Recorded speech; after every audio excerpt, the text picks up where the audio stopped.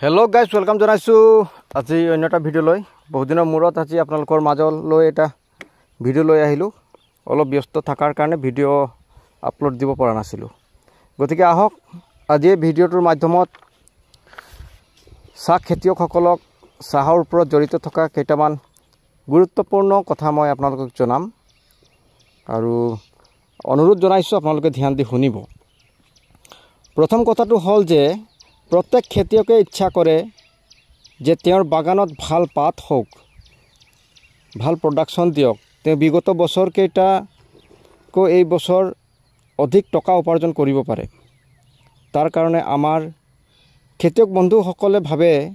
যে বাগানত কেৱল ভিটামিন বা ফলিয়ৰ জাতীয় দৰৱ স্প্ৰে কৰিলেই ভাল পাত পাব পাৰি আৰু মই কম এইটোৱে হৈছে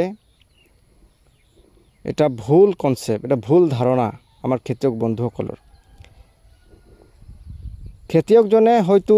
এই বিষয়ে নাজানে যে চাহ গছৰ পৰা অধিক উৎপাদন কৰিবলৈ কেৱল ভিটামিন বা ফলিয়াৰ স্প্ৰে কৰাটোৱেই যথেষ্ট নহয় আমি জানিব লাগিব যে আমাৰ চাহ গছজোপাই বৰ্তমান আপোনাৰ পৰা কি বিচাৰিছে তাক কি প্ৰয়োজন আছে এই সময়ত যদি আমাৰ চাহ গছত পোক বা বেমাৰ লাগি আছে আৰু আমি যদি ভিটামিন জাতীয় দ্ৰব্য ব্যৱহাৰ কৰি আছো স্প্ৰে কৰি আছো তেতিয়া আমাৰ পাত বৃদ্ধি হোৱাৰ বিপৰীতে বহু পৰিমাণে কমি যাব তেতিয়া আমাৰ মনলৈ প্ৰশ্ন হয় এনেকুৱা কিয় হয় পাত কিয় অহা নাই ইমান ভাল ভিটামিন স্প্ৰে কৰিলো তথাপি পাত অহা নাই দামী দৰৱ মাৰিলো পাত অহা নাই তেতিয়া খেতিয়কজন চিন্তাত পৰে কেতিয়াবা ডিপ্ৰেছনত পৰিব লগা হয় দৰবৰ দোকানলৈ পুনৰাই যাব আৰু তাতকৈ অধিক দামৰ ভিটামিন আনি স্প্ৰে কৰাৰ চেষ্টা কৰে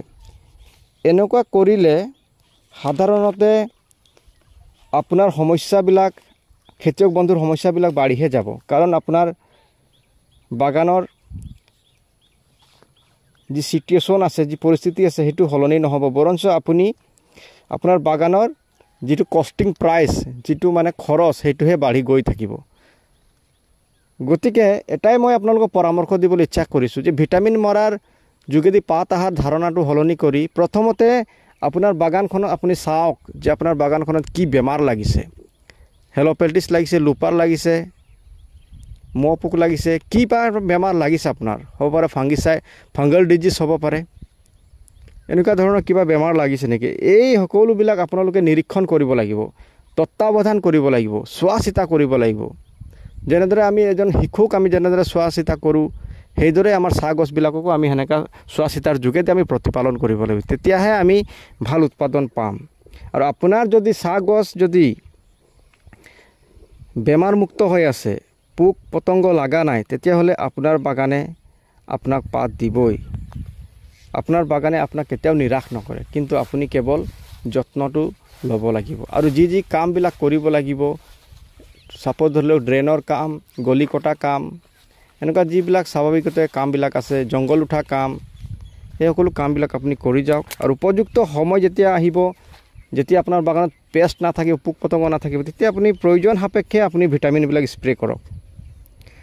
প্ৰয়োজন সাপেক্ষে আপোনালোকে তলত মেনিউৰিং দিয়ক ইউৰিয়া এমঅপি দিয়ক এনেকুৱা ধৰণৰ আপোনালোকে যত্ন কৰক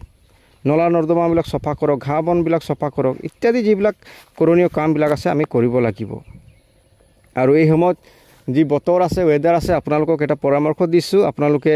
এনপিকে ব্যৱহাৰ কৰিব পাৰে লগতে এটা মহৰ আপোনালোকে দৰৱ দিব আৰু এই মহৰ দৰৱটোৱে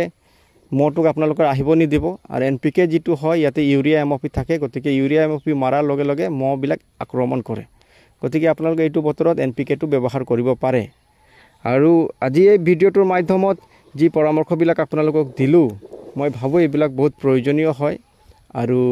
কি কেমিক্যাল আপোনালোকে ব্যৱহাৰ কৰিব হেতু আপুনি জানিব লাগিব আপুনি